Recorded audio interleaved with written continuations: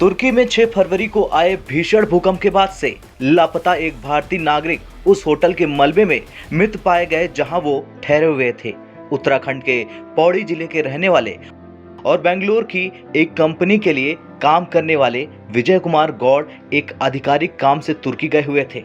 भारतीय दूतावास के मुताबिक विजय का चेहरा पहचानना मुश्किल था क्योंकि उनका चेहरा पूरी तरह से कुचल गया था और उनके एक हाथ पर ओम शब्द का टैटू था। बता दें कि विजय कुमार गौड़ पौड़ी जिले के कोटद्वार के पदमपुर इलाके के रहने वाले थे। तुर्की के उस होटल के मलबे में शुक्रवार को उनके कपड़े मिले थे। इसके बाद तुर्की में मौजूद भारतीय दूतावास ने ट्वीट किया, हम दुख के साथ सूचित करते हैं कि 6 फरवरी के भूकंप के बाद से तुर्की में लापता हुए भारतीय नागरिक श्री विजय कुमार के शव के कुछ हिस्से मिल गए हैं। तुर्की के मलत्या में एक होटल के मलबे के बीच में उनका शव निकाला गया है। वहां वो एक बिजनेस ट्रिप पर गए हुए थे।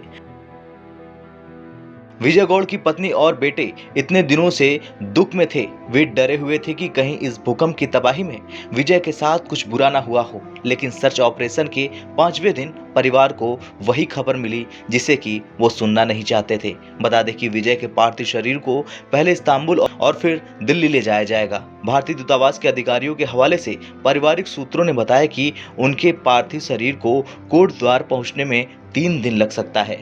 तुर्की में मौजूद भारतीय दूतावास ने ट्वीट कर कहा, उनके परिवार और परिजनों के प्रति हमारी गहरी संवेदना है। हम उनके पार्थिव शरीर को जल्द से जल्द उनके परिवार तक पहुंचाने की व्यवस्था कर रहे हैं। उनके बड़े भाई अरुण कुमार गौड़ ने कहा, Vijay Gaur oxy plant India private limited के लिए काम करते थे और एक बिजनेस टूर पर गए हुए थे। अपने भाई के लापता होने के बाद अरुण ने बताया था कि इतने दिनों से उनका फोन बज तो रहा है लेकिन कोई जवाब नहीं दे रहा। उन्होंने कहा था कि उनकी पत्नी और 6 साल के बेटे ने आखिरी बार उनसे 5 फरवरी को फोन पर बात की थी और उन्हें 20 फरवरी को भारत लौटना था।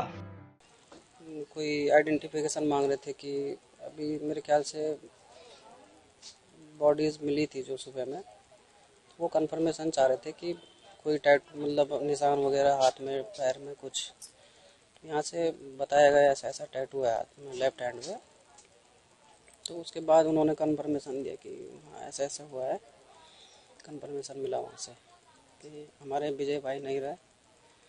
तो 22 जनवरी को गए थे वो यहाँ पे से कंपनी के काम से। बेंगलोर में कंपनी है और 20 फरवरी को वापस आना था उन्होंने, लेकिन 6 तारीख को जनवरी वहाँ पर ऐसे भूकंप आ जाने से ऐसी घटना घटी कि उसमें विजय भाई नहीं रहे हमारे। तो यही कंफर्मेशन उन्होंने भेजा अभी एम्बेसी से।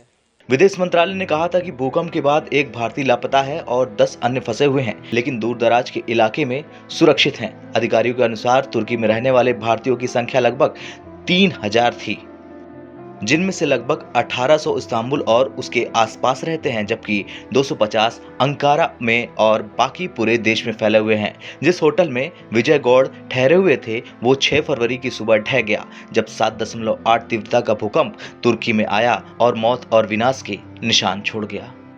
ब्यूरो रिपोर्ट, भारत तक।